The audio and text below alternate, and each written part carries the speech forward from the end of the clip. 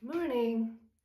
So recently I had a friend ask how in the world I did my hair because she has a lot of long, curly masses of hair too. So I showed her quickly, but it takes a bit the first time through. So I figured I would just do a video on it.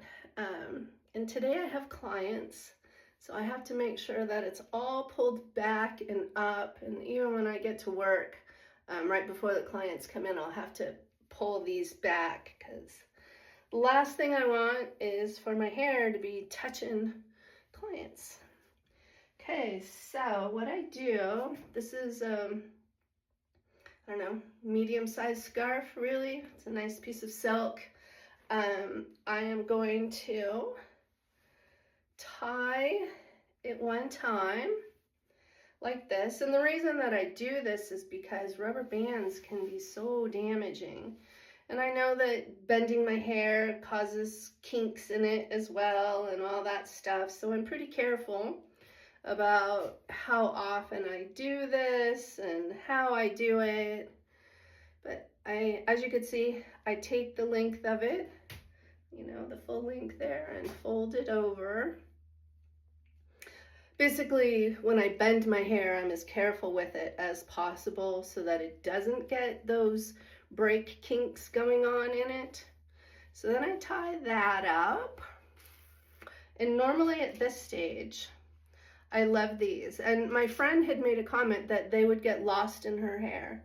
But I think that if you use bobby pins and these things or these are a better option, and they get lost less than what bobby pins do, and they stay in place better. They hold your hair far better. Okay, so for me, I have this bit. Sometimes I leave that little bit hanging down and back, and sometimes I wrap it around. Today I'm gonna kind of leave it like that. And the reason that I pin my hair down at that stage is to hold it in place to the rest of my hair so it doesn't bubble around as much. I can feel I've got a tug going on there, which I really dislike. So I'm going to redo this one. And I just kind of grab it and twist it in.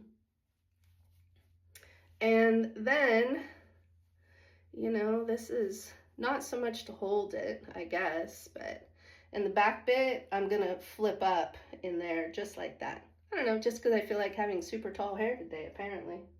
So that's what I'm gonna do. I will also put in, I'm gonna tie this one. It depends on your, how big your piece of silk is.